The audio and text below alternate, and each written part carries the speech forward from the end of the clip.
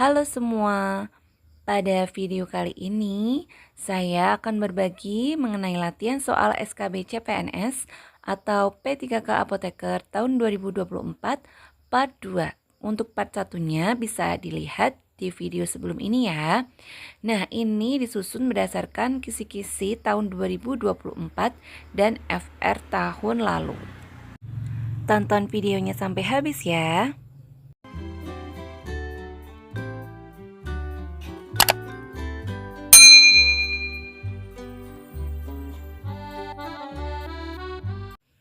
Soal nomor 1. Seorang pasien berusia 60 tahun mengalami hipertensi sejak 1 tahun lalu dan mendapatkan terapi rutin amlodipin 10 mg. Saat kontrol, pasien ternyata juga mempunyai kadar kolesterol yang tinggi. Dokter meresepkan obat tambahan simvastatin 20 mg. Namun, terdapat interaksi serius jika kedua obat tersebut diminum bersamaan. Apa sebab interaksi di antara kedua obat tersebut? A. Simvastatin meningkatkan kadar amlodipin. B. Amlodipin meningkatkan kadar simvastatin. C. Kedua obat tersebut saling meningkatkan satu sama lain. D. Amlodipin mempercepat metabolisme simvastatin. E. Simvastatin menghambat penyerapan amlodipin. Aku kasih waktu 5 detik ya.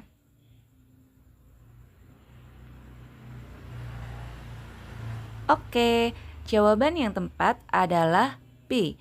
Amlodipin meningkatkan kadar simvastatin. Sebenarnya tidak dilarang mengkonsumsi simvastatin dan amlodipin bersamaan, asalkan memang ada indikasi medis yang mengharuskannya ya teman-teman, dan juga dilakukan di bawah pengawasan dokter. Nah, namun yang perlu dipahami bahwa konsumsi simvastatin bersamaan dengan amlodipin itu bisa terjadi interaksi yang sifatnya itu mayor ya, yaitu membuat kadar simvastatin dalam darah meningkat jauh, bahkan nyaris 2 kali lipat. Nah, hal ini itu yang dapat meningkatkan resiko efek samping simvastatin, yaitu rhabdomyolysis atau kerusakan otot rangka. Jadi, pasien itu justru akan mengalami nyeri otot. Sebab itu, konsumsi kedua obat ini secara bersamaan tidak boleh sembarangan, harus di bawah pengawasan dokter ya. Soal nomor 2. Seorang pasien datang menebus resep ke apotik. Di resep tersebut ada obat griseofulvin dan obat pil KB yang mengandung progesteron. Sebagai apoteker, Anda menemukan adanya interaksi antara kedua obat tersebut. Bagaimana mekanisme interaksi kedua obat tersebut? A. Griseofulvin meningkatkan penyerapan progesteron. B. Griseofulvin mempercepat metabolisme progesteron. C. Progesteron menghambat penyerapan griseofulvin. D. Progesteron mempercepat metabolisme griseofulvin. E. Griseofulvin dan progesteron menjadi meningkat kadarnya di tubuh. Oke, aku kasih waktu 5 detik ya. Jawaban yang tepat adalah B. Griseofulvin mempercepat metabolisme progesteron. Interaksi yang terjadi adalah griseofulvin meningkatkan metabolisme progesteron. Akibatnya terjadi penurunan kadar dan efektivitas progesteron dalam darah. Jadi teman-teman, jika ada pasien yang mendapatkan resep griseofulvin bersamaan dengan progesteron, maka tugas kita sebagai apoteker adalah memberikan saran untuk melakukan alat kontrasepsi tambahan, yaitu berupa kondom atau senggama terputus, karena efektivitas dari pil KB-nya untuk sementara menurun diakibatkan adanya minum bersamaan dengan griseofulvin. Soal nomor 3. Obat tambah darah dapat berinteraksi dengan makanan atau minuman. Berikut yang dapat menghambat penyerapan obat tambah darah jika diminum bersamaan dengan kecuali: A. Teh. B. Tablet kalsium laktat. C. Tablet vitamin C. D. Susu. E. Tablet antasida.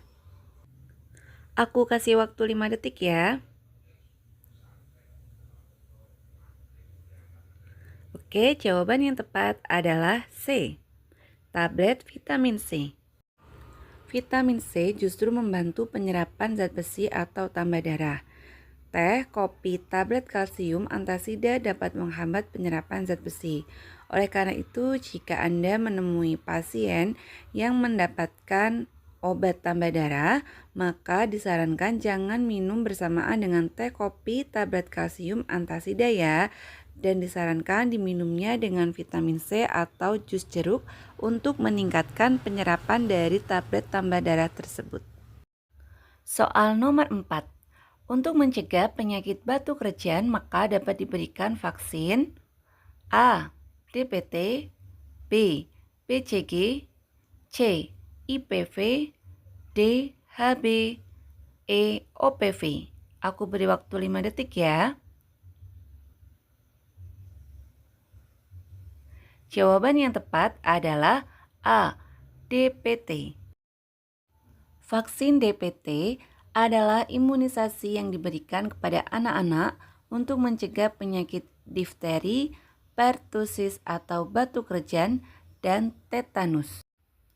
Sementara itu, vaksin BCG adalah untuk mencegah dari penyakit tuberkulosis atau TB yang disebabkan oleh infeksi bakteri Mycobacterium tuberculosis. Sedangkan vaksin IPV dan OPV adalah untuk mencegah penyakit polio. Soal nomor 5. Seorang wanita dengan usia 28 tahun datang ke apotik untuk berkonsultasi dengan apoteker terkait obat yang sedang dikonsumsinya, yaitu pil KB. Wanita tersebut terlupa minum pil KB di waktu yang biasanya dan baru ingat kembali 8 jam kemudian. Apakah saran yang tepat untuk disampaikan kepada wanita tersebut? A. Langsung minum 2 pil KB saat itu juga. B. Langsung minum 1 pil KB yang terlupa saat itu juga. C. Minum 1 pil KB pada jadwal berikutnya. D. Minum 2 pil KB pada jadwal berikutnya. E. Melewatkan 1 pil yang terlupa dan minum 1 pil KB pada jadwal berikutnya. Aku kasih waktu 5 detik ya.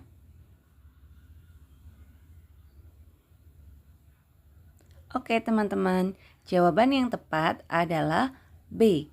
Langsung minum 1 pil KB yang terlupa saat itu juga. Berikut adalah aturan minum pil KB jika terlupa minum. Yang pertama, apabila terlupa minum masih dalam jarak waktu kurang dari 12 jam dari jadwal yang biasanya, maka segeralah minum obat pil yang terlupa dan selanjutnya minum pil seperti biasa di jadwal berikutnya. Nah, untuk kasus yang pertama ini, jika lupanya itu masih kurang dari 12 jam, itu langsung diminum ya teman-teman, dan efektivitas pil KB juga masih bagus. Namun untuk kasus yang kedua, yaitu apabila terlupa minum pil sudah lebih dari 12 jam dari waktu yang biasanya, maka sebaiknya buang pil yang terlupa dan minum 1 pil di jadwal berikutnya. Namun perlu kontrasepsi tambahan non-hormon seperti kondom atau senggama terputus sampai terjadinya menstruasi kembali. Mengapa seperti itu? Karena teman-teman, jika terlupanya itu udah lebih dari 12 jam, maka efektivitas dari pil KB sebagai alat kontrasepsi turun. Sudah tidak lagi 100% atau di bawah 90%. Oleh karena itu, perlu adanya alat kontrasepsi tambahan non-hormon seperti kondom ataupun senggama terputus. Terima kasih sudah menonton. Jangan lupa klik subscribe dan klik tombol notifikasi ya. Oke semua, terima kasih. Sampai ketemu di video selanjutnya.